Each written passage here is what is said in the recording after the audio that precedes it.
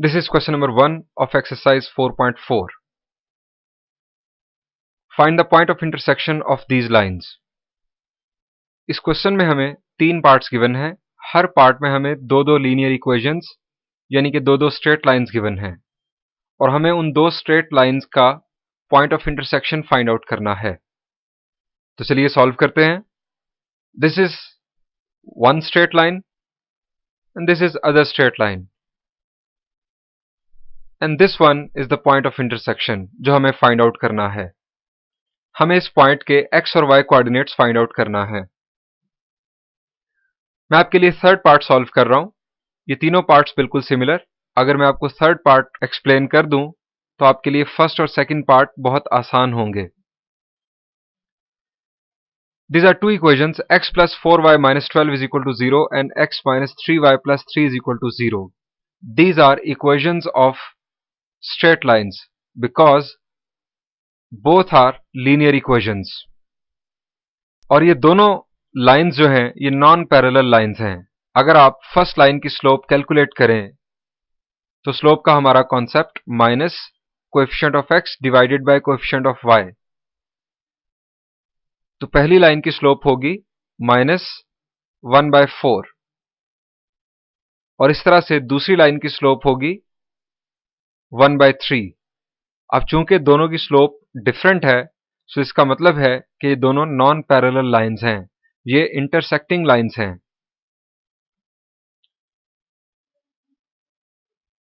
Point of intersection find out करने से पहले ये बेहतर होगा कि आप ये चेक कर लें कि क्या गिवन लाइंस नॉन पैरेलल हैं। अब आगे बढ़ते हैं। हमें point of intersection find out करना है। हमें x और y की वैल्यू फाइंड आउट करना है। तो जिस तरह आपने 9th 10th क्लासेस में सीखा, आप इन दो इक्वेशंस को साइमल्टेनियसली सॉल्व कर लें, जिसके लिए आपके पास सब्स्टिट्यूशन मेथड, एलिमिनेशन मेथड या इवन मैट्रिसेस भी मौजूद हैं। आपको जो प्रोसीजर सिंपल लगे, आसान लगे, आप उस प्रोसीजर की मदद से x और y की वैल्यूज फाइंड आउट कर सकते हैं। लेकिन हमने यहां पर एक नया प्रोसीजर सीखा। हम उस प्रोसीजर को प्रैक्टिस करेंगे ताकि हम उस प्रोसीजर में कंफर्टेबल हों। Let P be the point of intersection of given lines and this is our procedure. ये हमारा तरीकेकार x और y की वैल्यूज फाइंड आउट करने के लिए हम ये एक इक्वेशन लिखेंगे। इसमें a1 b1 c1 a2 b2 c2 ये क्या है? जी बिल्कुल, फर्स्ट इक्वेशन में coefficient of x a1, coefficient of y b1 और constant that is -12 this is c1।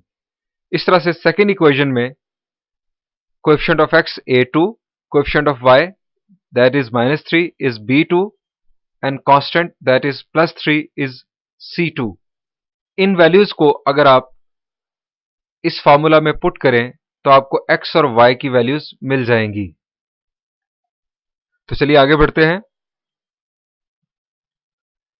ये हमने a1 b1 c1 and a2 b2 c2 ये वैल्यूज पुट की। यहां पर x का डिनोमिनेटर लिखते हुए हम x वाली टर्म्स को भूल गए और हमने प्रोडक्ट लिया 4 3s are 12 माइनस -3 इंटू -12। ये जो माइनस है ये हमारा प्रोसीजर का माइनस है। इसी तरह हमने यहां पर लिखा -y। y के साथ माइनस लिखने से हमें ये फायदा होगा कि जिस तरह हमने x के डिनोमिनेटर में मल्टीप्लाई किया उसी तरतीब के साथ हम y के डिनोमिनेटर में मल्टीप्लिकेशन परफॉर्म कर सकते हैं। अब आप y वाली टर्म्स को भूल जाएं। 1 इंटू 3 माइनस 1 इंटू -12 और नेक्स्ट आप हमेशा 1 लिखेंगे डिनोमिनेटर में। अब आप कांस्टेंट्स को भूल जाएंगे और 1 इंटू -3 माइनस 4 इंटू 1। यहां से हमारे पास दो केसेस होंगे। आप इन दोनों को कंपेयर करेंगे तो आपको x की वैल्यू मिलेगी और अगर आप इन दोनों को कंपेयर करेंगे तो आपको y की वैल्यू मिलेगी। डिनोमिनेटर में हमने सिंप्लीफाई किया और दो केसेस बनाएंगे। The first case is x over -24 is equal to 1 over -7 and the second case is -y over 15 is equal to 1 over -7। अब x की वैल्यू कैलकुलेट करने के लिए -24 राइट साइड पर शिफ्ट होगा और दोनों माइनस कैंसिल होंगे। x की वैल्यू हमारे पास 24/7।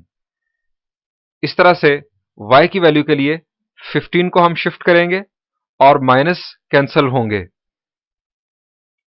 The value of y is 15/7।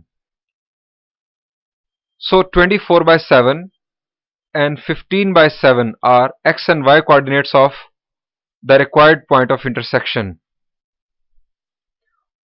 और इस प्रॉब्लम के रिमेनिंग पार्ट्स आप बहुत आसानी के साथ खुद सॉल्व कर सकते हैं।